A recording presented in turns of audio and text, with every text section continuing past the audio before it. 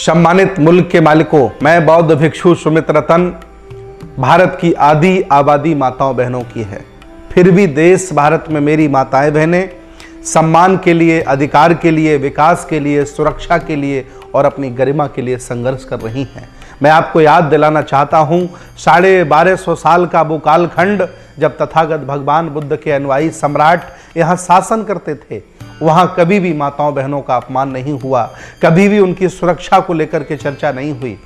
तथागत भगवान बुद्ध की शरण में चाहे भिक्षुणी प्रकृति आई हो, चाहे कृषा गौतमी आई हो, चाहे विशाखा आई हो और चाहे रानी खेमा आई हो और चाहे उनकी खुद की मां प्रजापति गौतमी आई हो, तथागत भगवान बुद्ध ने और उनके राजाओं ने बराबर का सम्मान दिया। आज मैं अपील करता हूं, आधी आबादी मेरी नारियों की है, माताओं बहनों की है। मैं आपसे अपील करता हूं, जब तक इस देश भारत को श्रमण संस्कृति का भारत, तथागत भगवान बुद्ध के विचारों का भारत आप नहीं बनाएंगी, तब तक देश भारत के लोग, दुनिया के लोग आपको प्रयोग करने की वस्तु मानते रहेंगे। मैं अपील करता हूं, बुद्ध को मानिए, बुद्ध की संस्कृति को जानिए, बुद्ध के दर्शन को मानिए, जहां नारी का बराबर का सम्मान होता है और नारी को भिक्षुणी भी बनाया जाता है।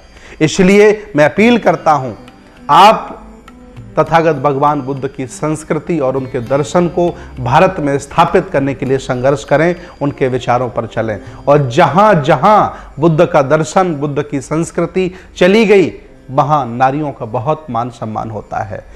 नारी पूजनीय है। नारी का जहां सम्मान नहीं होता है, वहां घर खुशहाल नहीं होता है और वो राष्ट्र भी खुशहाल नहीं हो सकता। आज मैं जगह जगह देखता हूं बलात्कार हो रहे हैं, नारियों पर अत्याचार हो रहा है, उनका शोषण हो रहा है, सिर्फ इसलिए हो रहा है क्योंकि भारत बुद्ध की संस्कृति को भुला चुका है। मैं चाहता हूं फिर बुद्ध की संस्कृति को भारत अपना ले, या नारी फिर सिरमौर होगी और नारी का सम्मान होगा। बहुत बहुत धन्यवाद, बहुत बहुत साधुवाद। नमो बुद्धाय। जय भीम, जय संविधान, जय श्रमण भारत।